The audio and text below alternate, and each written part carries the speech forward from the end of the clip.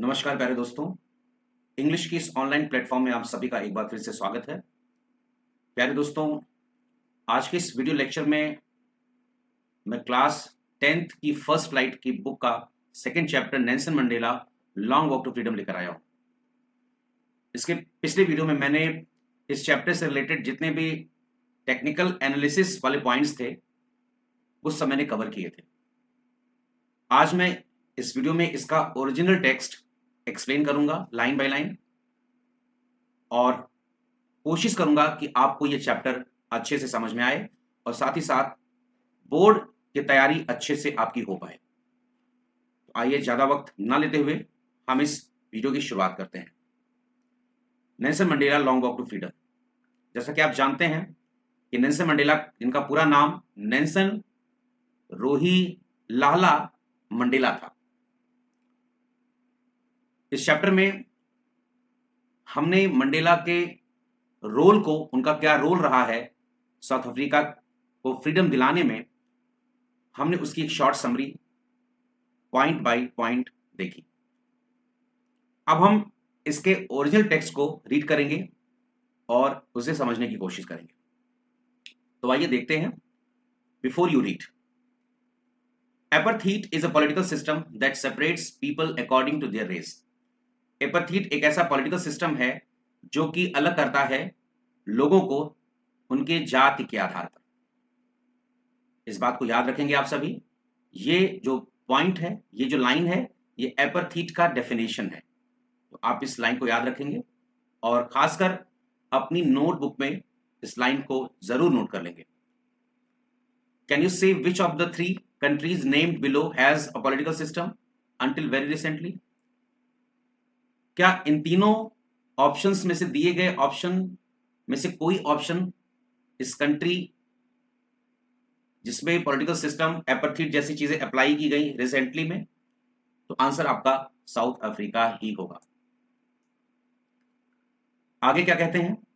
Have you heard of Nelson Mandela? क्या आपने Nelson Mandela के बारे में सुना है? Mandela and his African national Congress. Mandela और उनकी जो एक पार्टी थी जिसका नाम क्या था? African national Congress. इसको प्यारे दोस्तों शॉर्टकट में ANC के नाम से जाना जाता था। ANC के नाम से यह पार्टी जानी जाती थी। जिस पार्टी को लेकर नेल्सन मंडेला ने इलेक्शन लड़ा और इलेक्शन में उन्होंने जीत हासिल की और अफ्रीका के फर्स्ट ब्लैक प्रेसिडेंट बने। इतना ही नहीं, he spent a lifetime fighting against apartheid. Apartheid जैसे पॉलिटिकल सिस्टम के खिलाफ वो जीवन भर लड़ाई लड़ते रहे। Mandela had to spend 30 years in prison. Mandela ji को लगभग 30 साल जेल में गुजारने पड़े। Finally democratic elections were held और अंत में लोकतंत्र चुनाव किया गया साउथ अफ्रीका में 1994 को। और हुआ क्या? Mandela became first black president of new nation. नए राष्ट्र के पहले ब्लैक प्रेसिडेंट मंडेला जी बनाए गए। In this extract from his autobiography, प्यारे दोस्तों एक चीज यहां पर आप जानेंगे कि ये जो चैप्टर है ये नेल्सन मंडेला जी की autobiography long walk to freedom से लिया गया है। उनकी एक बुक है जिसका नाम ही है लॉन्ग वॉक टू फ्रीडम, उससे ये चैप्टर, ये एक्सट्रैक्ट लिया गया है। Mandela speaks about his historic occasion, the inauguration. Mandela ji की स्पीच के बारे में इस चैप्टर में दिया हुआ है। जैसा अगर आपसे कोई पूछे कि इस चैप्टर में क्या दिया हुआ है या उस बुक की, लॉन्ग वॉक टू फ्रीडम वाली बुक की कौन सी बातें या उसका कौन सा एक्सट्रैक्ट इस चैप्टर में दिया गया है, तो यहां पर मैंने हाईलाइट किया है द इनॉग्रेशन। इस इनॉग्रेशन के बारे में जिक्र किया गया है। अभी इनॉग्रेशन क्या है? जब नेल्सन मंडेला ने ANC पार्टी को साथ लेकर अपनी जीत हासिल की तो पहली बार जब उन्हें उनका शपथ समारोह कराया गया, उनका सेरेमोनियल इंस्टॉलेशन कराया गया,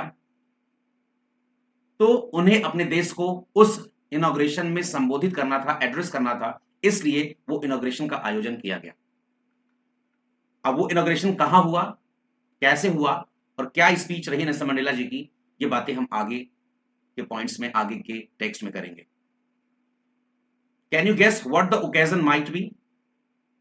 क्या आप अनुमान लगा सकते हैं यह किस प्रकार का ओकेजन था? Can you guess with this news item from BBC of 10th May 1994?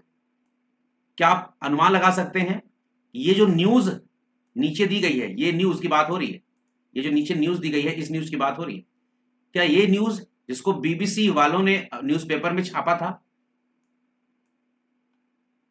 10th May 1994 के बारे में, क्या इसके बारे में आप कोई अनुमान लगा सकते हैं? ये सारे क्वेश्चन कहीं ना कहीं राइटर ने, खुद नेल्सन मंडेला जी ने स्टेप चैप्टर की शुरुआत में ही पूछे हैं। आइए सबसे पहले हम ये देखते हैं कि बीबीसी ने अपने आर्टिकल में क्या चीजें लिखी थी, 10 मई के दिन क्या हुआ था, ये सारी बातें हम इस आर्टिकल में पढ़ेंगे। Nelson Mandela has become South Africa's first black president, पहले ब्लैक प्रेसिडेंट बनाए गए after more than 3 centuries of white rule. लगभग 300 सालों तक अंग्रेजों का शासन रहा, अंग्रेजों का डोमिनेशन रहा, और उसके बाद Nelson Mandela first black president बनाए गए जब डेमोक्रेटिक इलेक्शन हुआ और मंडेला जी की पार्टी को जीत हासिल हुई। मिस्टर मंडेलास अफ्रीकन नेशनल कांग्रेस, ये उनकी पार्टी का नाम था जिसको शॉर्टकट में एएनसी कहा जाता है, अफ्रीकन नेशनल कांग्रेस ने लगभग 252 सीट्स जीते आउट ऑफ 400 में से, और first democratic elections of south Africa की हिस्ट्री में उन्होंने 252 सीट्स हासिल किए, क्योंकि पहला डेमोक्रेटिक इलेक्शन हुआ और उस इलेक्शन में उन्हें 252 सीटें मिली।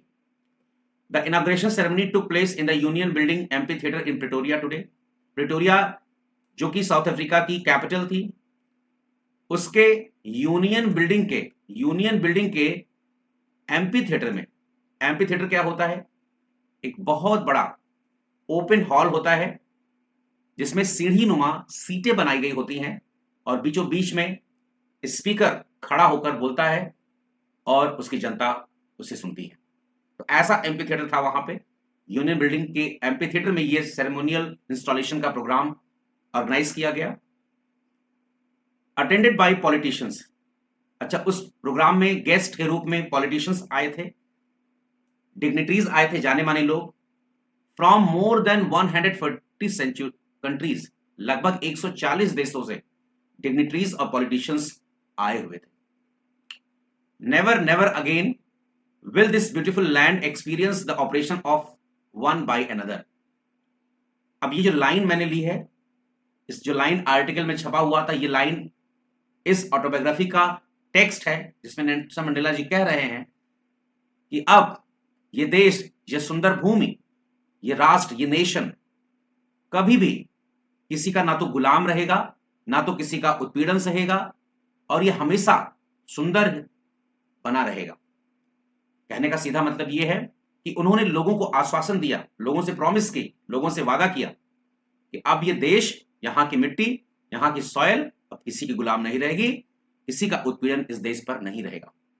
Said Nelson Mandela in his address, अपने संबोधन में नेल्सन मंडेला जी ने यह बात कही। Jubilant scenes on the street of Pretoria followed the ceremony with blacks, whites and coloured celebrating together. ये जो भव्य समारोह था, इसका जो भव्य नजारा था, जो कि प्रिटोरिया की गलियों में दिख रहा था, जिसमें काले, सफेद और कलर्ड लोग आपस में मिलकर इस सेलिब्रेशन को एक साथ सेलिब्रेट कर रहे थे, जिसमें लगभग 1 lakh south African man, women and children, सारे जाति के मौजूद थे, और वो अपने गाने से, डांस करके इस ओकेजन को एंजॉय कर रहे थे। तो ये सारी बातें बीबीसी के आर्टिकल में लिखी थी और न्यूज में छापी गई थी जिस दिन अफ्रीका के पहले ब्लैक प्रेसिडेंट बनाए गए थे नेल्सन मंडेला। प्यारे दोस्तों, तो आप देख सकते हैं कि किस तरीके से नेल्सन मंडेला का क्या प्रभाव रहा, उनकी उनकी उनकी क्या भूमिका रही, उनका क्या रोल रहा, ये चीजें हम इस चैप्टर के माध्यम से देख सकते हैं। आइए अब इसके ओरिजिनल टेक्स्ट पर चलते हैं और देखते हैं कि क्या चीजें इसमें दी हुई हैं। 10th May dawned bright and clear. बताया जा रहा है कि 10 मई 1994 का दिन है और वो दिन बिल्कुल ब्राइट, बहुत ही साफ सुथरा दिन था, बहुत क्लियर दिन था। आसमान साफ था और सूर्य की रोशनी, सन रेज बिल्कुल क्लियर नजर आ रही थी। For the past few days I had been pleasantly besieged by dignitaries and world leaders। काफी दिनों से, पिछले काफी दिनों से मैं घिरा हुआ था। besieged मीन्स होता है to be surrounded closely by. To be surrounded closely by का मतलब चारों तरफ से घिरा होना। हाल ही के कुछ दिनों में मैं दुनिया के या दुनिया से आए हुए गेस्ट के द्वारा, डिग्निटरीज के द्वारा और लीडर्स के द्वारा घिरा हुआ था। इसका मतलब क्या कि वो चारों तरफ से आए थे और मेरे सम्मान में आए थे। Who were coming to pay their respect, जो मुझे सम्मान देने आए थे, मुझे बधाई देने आए थे मेरी जीत की। बिफोर द इनॉग्रेशन, इनॉग्रेशन के पहले। The inauguration would be the largest gathering ever of international leaders on south African soil. South Africa की धरती पर यह पहली बार हो रहा था कि एक इनॉग्रेशन सेरेमनी मनाई जा रही थी, एक सेरेमोनियल इंस्टॉलेशन का ऑर्गेनाइजेशन किया जा रहा था जिसमें बड़ी संख्या में इंटरनेशनल लीडर्स उपस्थित थे। ऐसा पहली बार साउथ अफ्रीका की सॉइल पर हो रहा था। The ceremonies took place in the lovely sand stone amphitheatre. ये जो सेरेमनी थी ये बहुत ही सुंदर सैंडस्टोन से बना एम्फीथिएटर, उसमें कंडक्ट कराई जा रही थी, उसमें हो रही थी। Formed by the union building in Pretoria. Union building Pretoria के सैंड स्टोन एम्फीथिएटर में यह सेरेमनी मनाई जा रही थी। For decades this had been the seat of white supremacy. और लगभग दशकों से, लगभग 200 सालों से अभी तक यहां पर अंग्रेजों की हुकूमत थी, अंग्रेजों की सत्ता थी, अंग्रेजों की सुपरमेसी थी। And now it was the site of a rainbow gathering of different colours and nations for the installation of South Africa's first democratic non racial government. अब क्या हुआ? लेकिन अब इस नजारे को देखकर, जहां पर भारी मात्रा में, भारी संख्या में लोग इकट्ठा हैं, इस नजारे को देखकर ऐसा लग रहा है कि जैसे रेनबो निकल आया हो, आसमान से रेनबो निकल आया हो, कई सारे कलर को एक साथ लेकर। कहने का सेंस बस इतना है कि चूंकि उस एम्फीथिएटर में कई कलर के लोग मौजूद थे, उस सेरेमनी के गवाह बन रहे थे और इन सबको देखकर ऐसा लग रहा था कि बिल्कुल जैसे रेनबो आसमान में निकलता है कई सारे कलर को लेकर, ठीक उसी तरीके से वो पूरा सीन एक रेनबो जैसा दिख रहा था। तो राइटर ने कहीं ना कहीं, ऑथर ने कहीं ना कहीं यहां पर एक कंट्रास्ट यूज किया, कंट्रास्ट रेनबो के बीच में और वहां पर उपस्थित लोगों के बीच में एक कंपैरिजन किया कि वो लोग बिल्कुल रेनबो जैसे दिख रहे थे। रेनबो का कलर जिस तरीके से होता है, इसमें कई सारे कलर होते हैं, ठीक उसी तरीके से वहां के लोगों को देखकर ऐसा लग रहा था कि बिल्कुल आसमान में रेनबो निकल आया हो। और ये ऐसा पहली बार डेमोक्रेटिक इलेक्शन में हो रहा था, पहली बार नॉन रेशियल की धरती पर हो रहा था, पहली बार नॉन रेशियल गवर्नमेंट की स्थापना हो रही थी साउथ अफ्रीका की धरती पर। प्यारे दोस्तों, तो इस तरीके से आप देख सकते हैं कि कितने बढ़िया अंदाज में नेल्सन मंडेला जी ने अपने मन की बातों को बताया है और अपने मन की बातों को बताने के साथ साथ किस तरीके से उन्होंने अफ्रीका को लिबर्टी दिलाई है, किस तरीके से अपने संबोधन में उन्होंने सभी लोगों को संबोधित किया है। On that lovely autumn day, I was accompanied by my daughter जिनानी। वो 10 मई 1994 का जो दिन था वो एक ऑटम सीजन था और उस दिन नेल्सन मंडेला जी बताते हैं कि वो अपनी बेटी जिनानी के साथ वहां गए हुए थे। On the podium mister de Klerk was first sworn in as a second deputy president. Mister de Klerk जो कि सेकेंड डिप्टी प्रेसिडेंट थे, उन्होंने फर्स्टली शपथ लिया, सबसे पहले उन्होंने शपथ लिया। Then Thabo Mbeki was sworn in as first deputy president. उसके बाद जो पहले डेप्यूटी प्रेसिडेंट बनाए, जो फर्स्ट डेप्यूटी प्रेसिडेंट चुने गए, थाबो म्बेकी, उन्होंने सेकेंड टाइम शपथ लिया। तो इस तरीके से आप देख सकते हैं कि नेल्सन मंडेला के साथ साथ और भी ऐसे लीडर्स थे और भी ऐसे पार्टिसिपेंट थे जिन्होंने देश को आजाद कराने में अपनी अहम भूमिका निभाई। When it was my turn, अब नेल्सन मंडेला जी कह रहे हैं कि जब मेरी बारी आई, I pledged to obey and uphold the constitution and to devote myself to the well-being of the republic and its people. तो मैंने भी शपथ ली, मैंने भी वचन दिया कि मैं ओबे करूंगा, इस देश की कॉन्स्टिट्यूशन की आज्ञा का पालन करूंगा और अपने आप को समर्पित कर दूंगा इस देश की भलाई के लिए, इस देश के रिपब्लिक और इस देश के लोगों को बचाने के लिए, उनकी भलाई में अपना सब कुछ समर्पित कर दूंगा, ऐसा नेल्सन मंडेला ने कहा। To the assembled guest and the watching world, ये बातें उन्होंने वहां पे उपस्थित लोगों को संबोधित करते हुए कही, एड्रेस करते हुए कही, और दुनिया वालों को जो उस इनॉग्रेशन को अपनी आंखों से देख रहे थे, उन सबको उन्होंने इस संबोधन में वचन दिया। आई सेड, मैं कहता हूं, today all of us do by our presence here confer glory and hope to newborn liberty. अब यहां पे नेल्सन मंडेला क्या कहना चाह रहे हैं, यहां पे आप देख सकते हैं कि कितनी अच्छी बात नेल्सन मंडेला ने यहां पे कही। क्या कि आज हम सब यहां अपनी उपस्थिति से, जिस तरीके से हम उपस्थित हैं, हम सब लोग अपनी उपस्थिति से इस न्यू बॉर्न लिबर्टी, ये जो नई जन्मी आजादी है, अपनी उपस्थिति से इसको क्या करें, कॉन्फर करें। कॉन्फर का मतलब क्या होता है, अ फॉर्मल वर्ड जिसको कहते हैं गिव, कि हम दें, क्या दें, ग्लोरी, एक सम्मान दें, किसको, इस नए जन्मे रिपब्लिकन कंट्री को और यहां के लोगों को। Out of the experience of an extraordinary human disaster that lasted too long, और ये जो देश है जिसने एक्स्ट्रा ऑर्डिनरी ह्यूमन डिजास्टर को झेला है, फेस किया है लंबे समय से, must be born a society, एक ऐसे समाज के रूप में जन्मा है, एक ऐसे समाज के रूप में परिवर्तित हुआ है जिस पर सारे ह्यूमैनिटी को प्राउड फील होगा। मतलब इस समाज में, इस राष्ट्र में रहने वाले लोगों को, जो अब तक गुलामी की जंजीरों में अपनी जिंदगी जी रहे थे, आज वही लोग एक अच्छे समाज की स्थापना कर रहे हैं, एक अच्छे सोसाइटी को जन्म दे रहे हैं, और उस सोसाइटी में रहने वाले लोगों को अपनी उस सोसाइटी पर बड़ा प्राउड फील हो रहा है और भविष्य में भी होता रहेगा, ऐसा नेल्सन मंडेला का मानना है। We who were outlaws not so long ago, अभी हाल ही के दिनों तक हम लोग, वे हम ही लोग थे जो सारे नियम कानून से दूर कर दिए गए थे। अब आज वो दिन हमें मिला है कि हम, आज वो प्रिविलेज, रेयर प्रिविलेज हमें मिला है कि हम होस्ट बनकर टू द नेशन, इस राष्ट्र को, इस संसार के इस राष्ट्र को, खासकर अपनी मिट्टी को क्या करें, होस्ट करें।